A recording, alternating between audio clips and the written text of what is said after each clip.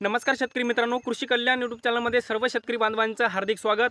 तर शेतकरी मित्रांनो, आपण या व्हिडिओच्या माध्यमातून राज्यातील 34 जिल्ह्यातील रब्बी पीक विमा 2023च्या संदर्भात एक महत्त्वाचं आणि डिटेलमध्ये अपडेट आपण या व्हिडिओच्या माध्यमातून जाणून घेण्याचा प्रयत्न करणार आहोत। कारण की मित्रांनो, रब्बीचा पीक विमा राज्यातील 34 जिल्ह्यांमध्ये मंजूर झालेला आहे। कारण की मित्रांनो, राज्यातील 34 जिल्ह्यांमध्ये नोव्हेंबर डिसेंबर 2023 या कालावधीमध्ये मोठ्या प्रमाणामध्ये शेतकऱ्यांचं अवकाळी पावसामुळे नुकसान झालेलं होतं आणि या नुकसानग्रस्त झालेल्या आणि रब्बीचा पीक विमा भरलेल्या आणि क्लेम केलेल्या पात्र शेतकरी बांधवांच्या खात्यामध्ये रब्बीच्या पीक विम्याचं वितरण होणार आहे। तर मित्रांनो, आपण या व्हिडिओच्या माध्यमातून राज्यातील 34 जिल्ह्यातील रब्बी पीक विमा 2023च्या संदर्भात एक महत्त्वाचा आणि डिटेलमध्ये अपडेट आपण या व्हिडिओच्या माध्यमातून जाणून घेण्याचा प्रयत्न करणार आहोत।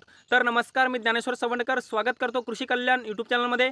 तर शेतकरी मित्रांनो, आमच्या चॅनलवर जर नवीन असाल चॅनलला नक्की सबस्क्राईब करा, जेणेकरून असेच नवनवीन अपडेट्स तुम्हाला सर्वप्रथम आमच्या चॅनलवर पाहायला मिळतील। त्याच्यामुळे साईडला दिसत असलेल्या लाल कलरच्या किंवा काळ्या कलरच्या बटनाला दाबा।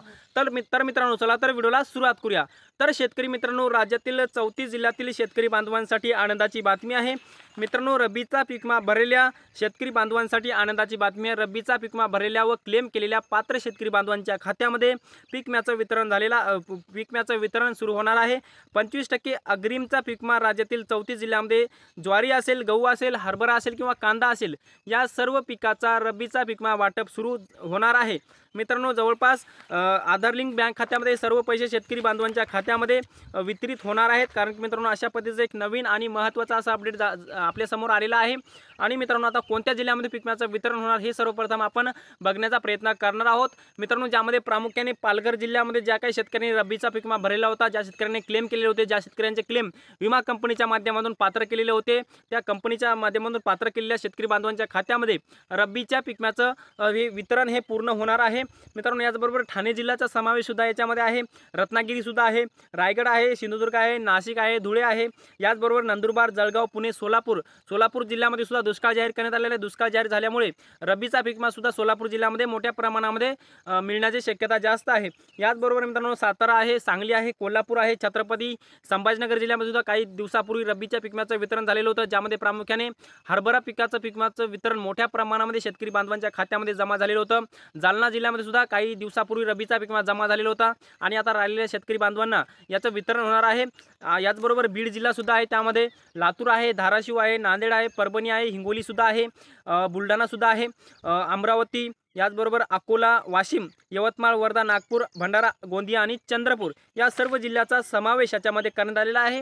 मित्रांनो, आता कोण्या विमा कंपनीच्या माध्यमातून वाटप होणार आहे ही सुद्धा आपण याच व्हिडिओच्या माध्यमातून जाणून घेण्याचा प्रयत्न करणार आहोत, ज्यामध्ये प्रामुख्याने ओरिएंटल जनरल इन्शुरन्स कंपनी लिमिटेडच्या माध्यमातून नाशिक, जळगाव, अहमदनगर, सोलापूर आणि सातारा, भारतीय कृषी विमा कंपनीच्या माध्यमातून सांगली, बीड, बुलढाणा आणि Washim, HDFC Ergo General Insurance Company लिमिटेडच्या माध्यमातून हिंगोली, अकोला, धुळे, पुणे आणि Dharashiv, Universal Sompo General Insurance Company लिमिटेडच्या माध्यमातून जालना, गोंदिया, कोल्हापूर, याचबरोबर ICICI Lombard General Insurance Company लिमिटेडच्या माध्यमातून Parbhani, Wardha, Nagpur, SBI Life General Insurance Company लिमिटेडच्या माध्यमातून लातूर जिल्ह्यामध्ये वाटप होणार आहे। रिलायन्स जनरल इन्शुरन्स कंपनी लिमिटेडच्या माध्यमातून यवतमाळ, अमरावती आणि गडचिरोली जिल्ह्यामध्ये वाटप होणार आहे। युनायटेड इंडिया कंपनीच्या माध्यमातून नांदेड, ठाणे, रत्नागिरी आणि रायगड जिल्ह्यामध्ये वाटप होणार आहे। याचबरोबर Cholamandalam MS general Insurance Company लिमिटेडच्या माध्यमातून छत्रपती संभाजीनगर, भंडारा, पालघर आणि रायगड या सर्व जिल्ह्यामध्ये वाटप होणार आहे। मित्रांनो, रब्बीचा पीक विमा ज्या शेतकऱ्यांनी भरलेला होता, ज्या शेतकऱ्यांनी आपला क्लेम केलेला होता, त्या क्लेम केलेल्या पात्र शेतकरी बांधवांच्या खात्यामध्ये रब्बीचा पीक विमा जमा होणार आहे, ज्यामध्ये प्रामुख्याने हरभऱ्याचा पीक विमा जमा होणार आहे, तुमचा गव्हाचा सुद्धा होणार आहे, रब्बीच्या ज्वारीचा सुद्धा होणार आहे आणि ज्या शेतकऱ्यांनी रब्बी कांदा पेरलेला होता, लावलेला होता, त्याही शेतकऱ्यांचा पीक विमा जमा होणार आहे। ज्यामध्ये प्रामुख्याने हरभरा या पिकासाठी सर्वात जास्त पीक विमा जमा होता, ज्यामध्ये जालना जिल्ह्याचा समावेश आहे, हिंगोली जिल्ह्यामध्ये सुद्धा काही जमा झालेला होता, छत्रपती संभाजीनगर जिल्ह्यामध्ये सुद्धा जमा झालेला होता, याचबरोबर परभणी जिल्ह्यामध्ये सुद्धा जमा झालेला होता। आणि आता ज्या शेतकरी बांधवांचे रब्बीच्या पीक विम्याचे पैसे कंपनीकडे बाकी आहेत, ते सुद्धा वाटप होणार आहेत। तर मित्रांनो, आपण या व्हिडिओच्या माध्यमातून रब्बी पीक विमा 2023च्या संदर्भात एक छोटंसं अपडेट जाणून घेण्याचा प्रयत्न केलेला आहे। हे अपडेट तुम्हाला कसं वाटलं कमेंट बॉक्समध्ये नक्की कळवा आणि शेवटी आमचे यूट्यूब चॅनल कृषी कल्याण यूट्यूब चॅनलवर जर नवीन असाल चॅनलला नक्की सबस्क्राईब करा। हा व्हिडिओ जर आवडला असेल तर व्हिडिओला एक लाईक करा, प्रत्येक शेतकरी बांधवांपर्यंत महत्त्वाची अशी माहिती शेअर करा। तर मित्रांनो, तुर्तास इथेच थांबतो, तोपर्यंत आपल्या सर्वांचे मनापासून धन्यवाद।